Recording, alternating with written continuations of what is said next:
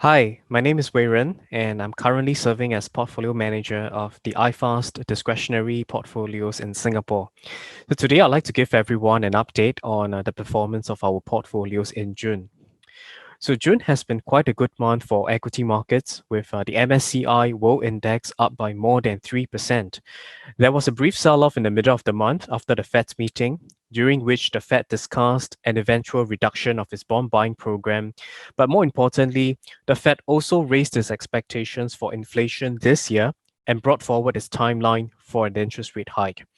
But equity markets eventually bounced back after the Fed reassured investors that they were not going to raise interest rates anytime soon. And in terms of regional market performance, most of the gains in global equities was driven by the US equity market. And it was primarily technology stocks that drove gains over the month, as we can see from the performance of digital economy stocks, which rallied by more than 9%. The announcement of Biden's infrastructure plan, having received support from both the Democrats and Republicans, also helped to support investor sentiment over the month. But this rotation back into growth stocks also means that the value-oriented areas of the market got negatively affected. This includes the financial sector, as well as the European equity market, which has a high proportion of value and cyclical stocks within the benchmark index. Latin America also did well in June, with the performance driven mainly by mining and oil companies, but the impact of currency appreciation also played a part because Latin American currencies, especially the Brazilian real, rallied strongly over the month.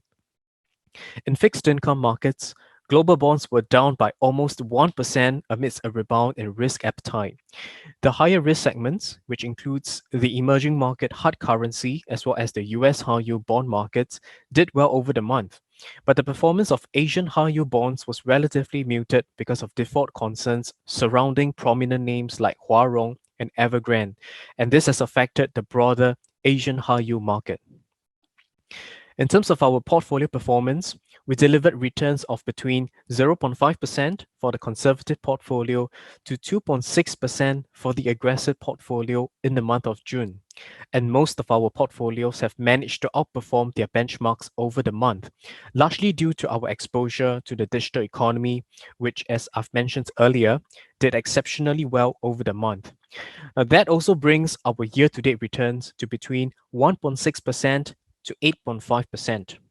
And since the inception of our portfolios in December 2016, we have delivered annualized returns of between 4% to 12.3%. In terms of our inter-asset allocation, we continue to see equities as the more attractive asset class to be in, which is why our portfolios continue to be overweight equities relative to fixed income. Equities are certainly not cheap by historical standards, and there is a lot of speculative trading and excesses building up in certain areas of the market, including cryptocurrencies and meme stocks. But the alternative, which is fixed income, is also expensive and does not offer attractive returns. The US high yield market is a very good example of how bond markets are seeing excessive valuations and how bond investors are getting increasingly complacent. Because not only are we seeing record low bond yields in the US high yield market, but credit spreads have also tightened very substantially. And also, if you look at the triple C rated corporate bonds, which is the junkiest of junk bonds, yields and credit spreads are also at record low levels. So high yield investors are accepting less and less reward in exchange for more and more risk. Now, we are not trying to say that the US high yield market is going to crash anytime soon. It probably won't, especially if interest rates remain low and corporate earnings continue to recover rapidly. But interest rates will eventually rise. And given that a lot of positivity has already been priced into the market, any unexpected setbacks, such as worse than expected earnings or economic growth, or even a faster than expected timeline for rate hikes, all of these will definitely lead to a pullback in the US high yield market. The same can also be said for emerging market bonds, which is currently giving investors of a yield of about 3.8%, which is not attractive. And on top of that, credit spreads have also tightened significantly over the past year. which means there is not much room for price appreciation. So our view on emerging market bonds is less optimistic, given that the Fed may raise interest rates sooner than expected.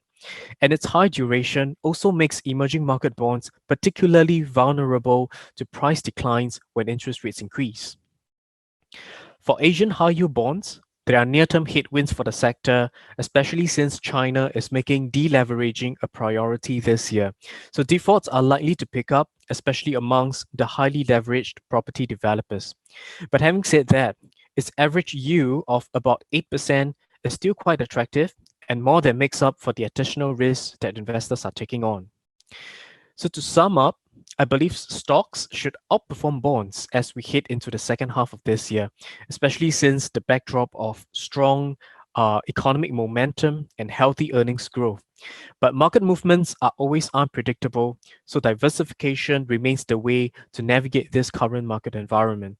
And if you're looking out for solutions that offer easy diversification and robust asset allocation, then our iFAST managed portfolios is certainly something that you can consider for your investment portfolios. And with that, I conclude my update for this month. Thank you so much for your time and your continued support for iFAST.